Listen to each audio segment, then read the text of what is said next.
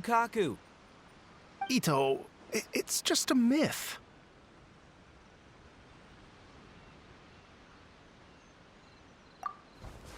Whoa, compadre! And Paimon! You finally made it! Oh man, have I missed you guys. Oh, yeah, and this is Dvorak, a musician from Fontaine. Jack Attack, you know these two, right? Hey, Mr. Dvorak, it's you! It's so wonderful to see you both again. I feel like that lantern rite was just yesterday. How have you been? Pretty good. So how did you end up hanging around with Ito? Is he helping you with the iridescence tour now? Oh, you better believe it, Minnie Melon. But that's only half the story. This is no ordinary iridescence tour. Me and Jack Attack are teaming up to turn this into the iridescent Arataki Rockin' for Life Tour de Force of Awesomeness! Rockin' for life? What do you know about rock and roll, Bullchucker? Huh? What, you never heard of Bullchucker rock before? Moo, moo, moo!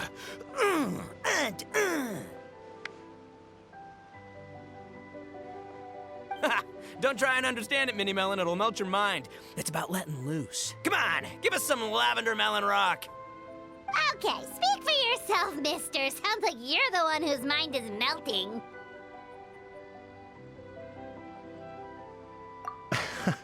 Just a local legend I heard about. Apparently there was a war between the islands of Narukami and Watatsumi not too long ago. Is that right? Such a waste. When will people learn? Make rock and roll, guys, not war.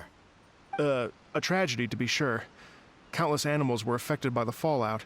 A raven, a bakedanuki, a weasel thief, and many more sustained injuries. Fair point. The animals didn't deserve that. But, not to downplay it or anything, but didn't even worse stuff happen than that?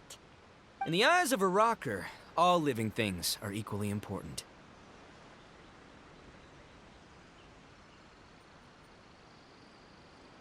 No, the story goes that this dog was something like a ninkin. It would show up out of nowhere in the middle of a battle to rescue the injured animals and take them to safety.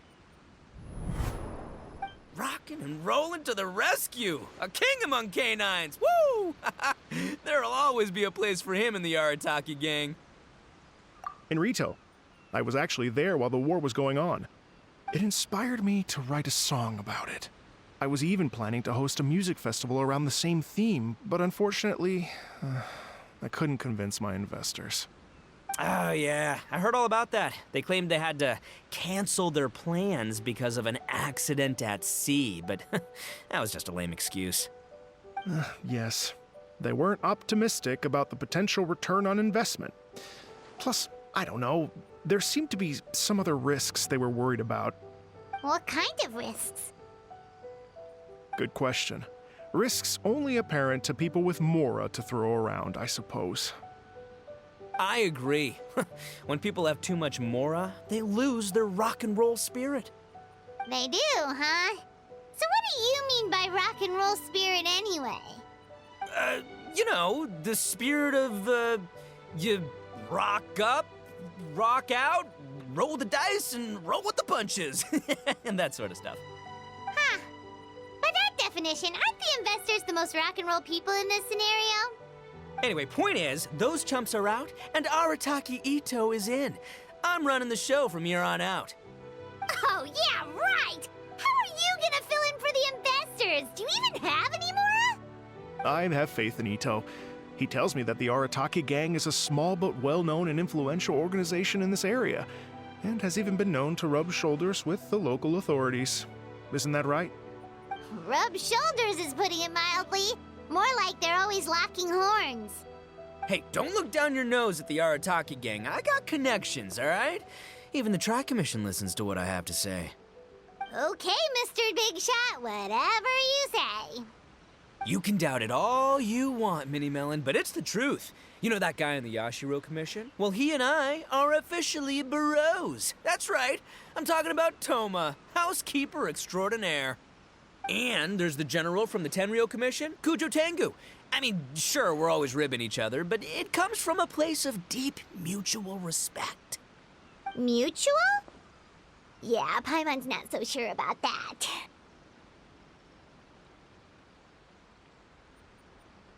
Okay, fair. No first-name contacts there. But the Arataki gang is a big contributor to the revenue stream. All those fines we pay. Fines? Huh? No! I mean the taxes. Yeah. But that's not all. Let's not forget my contacts outside of the Tri-Commission, huh? Amazing, talented people from all walks of life. Like the TCG legend, Ayato. Oh yeah, he's made quite a name for himself in the TCG circles. In fact, they got a saying now. Ayato of the South, Ito of the North. Ha ha ha! That's right. I'm the only serious competition he's got in all of Inazuma. Did you make that saying up? Then there's the Fox Lady, VIP customer of Yukio's ramen stall and fellow participant in the Ramen Masters Championship. I was her only worthy opponent. Also, you know that lonely god in Tenchukaku? Well, guess what? Turns out it was her lifelong wish to catch one of Arataki Ito's events. During the Drum-Along Festival, the Tenryo Commission were worried that their almighty shogun might have too much fun and lose interest in running the government. That's why they invited me over to stay for a couple of days. Wow, look at you! Sounds like you're really going up in the world. At this rate, you'll have made Shogun by the next time we see you. And then Paimon will have to call you Almighty Bullchucker.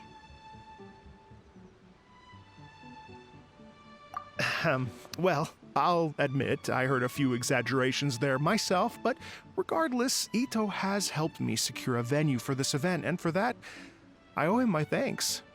Ah, it's nothing. Don't mention it. My bro Goro sorted it all out for me. Let's both go thank him later. Wait, you know Goro? Yup. I always knew him as General Goro of the Resistance Fighters. But I had no idea there was more to the story. Turns out, he has another identity.